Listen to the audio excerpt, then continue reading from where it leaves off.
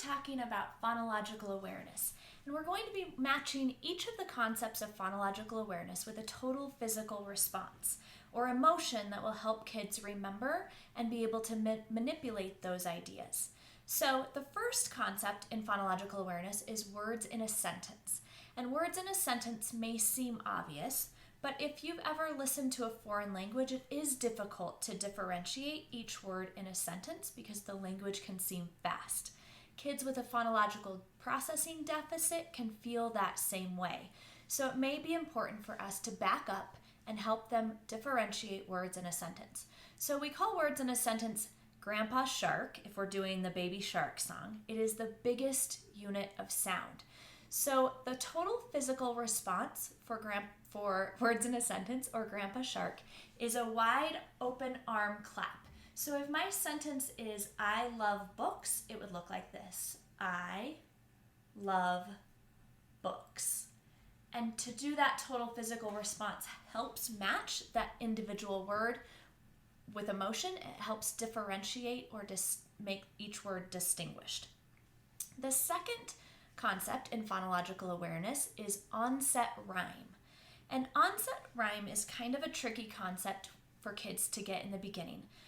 Onset rhyme is the onset is the initial phonological unit of a one single syllable word, and the rhyme is the vowel and any following consonant sounds. So in the word cat, k is the onset, and at is the rhyme. And onset rhymes help build word families, so it helps kids get orthographic mapping or memory for a lot of words and get that pattern.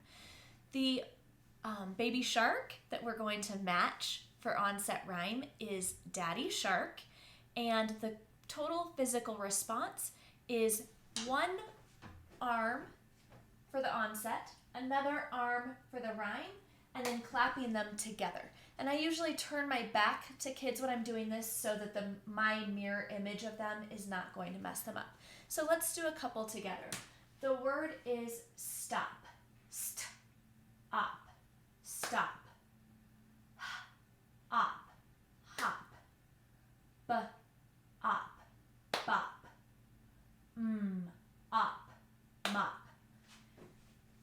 Helping kids to understand onset and rhyme helps them identify rhyming patterns and also helps them build word families. The next concept with phonological awareness is syllables, and this one is huge. When it comes to reading and spelling multisyllabic words, this is the one that will make the most difference for kids, especially intermediate kids. And we say that syllables is Mama Shark, so we're getting smaller with each unit of sound. And the total physical response for syllables is tapping on your arm. And we're going to start tapping at the wrist and tap up and go over your head for each syllable. So helping kids with touch points might really help. The first touch point is the wrist. The second touch point is the elbow, then the shoulder, then on top of the head, and if you have a 5-syllable word, you'll go to the other shoulders. This gives kind of somewhere to go for longer syllables, and the touch points help kids not get confused and just start tapping their arm.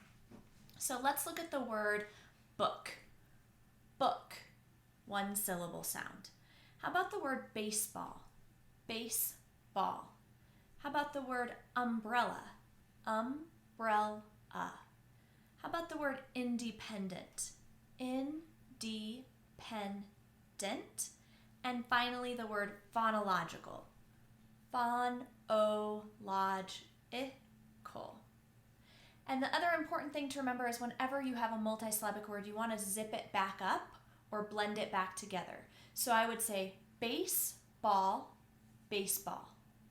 Umbrella, umbrella. Independent, independent. Phonological, phonological. And blending that back up to a whole unit of sound. The final concept for phonological awareness is the phoneme, and it is the smallest unit of sound of a word. So phoneme is Baby Shark, and we're going to do taps with just your fingertips on your thumb. For directionality, it's helpful if kids can tap from their pinky to their pointer finger because that's left to right directionality. For kids that might have a difficult time with this, fine motor skill struggles, just tapping with their index finger is also fine. So if I have the word stop, I'm hearing each individual sound in the word stop. So I would say stop, and blending it back together again. If I had the word blink, I would say blink. If I have the word hop, hop. If I have the word chump, chump. So it's very important that it's the sound and not the letter. In the last word chump, it's ch, makes one sound. So even though kids might recognize that two letters make that sound, phonemes are just the sound that a word will make. So sometimes going back through, for older kids, it's helpful to just close their eyes and listen to the sound. In the word queen, I would have queen. So even though I have multiple letters, I only have 3 sounds. So matching phonological awareness skills to first a story, like the Baby Shark song, Grandpa Shark, Daddy Shark, Mama Shark, Baby Shark, and then also to total physical response, I now have 3 modalities, and kids will have an easier time remembering those 4 skills.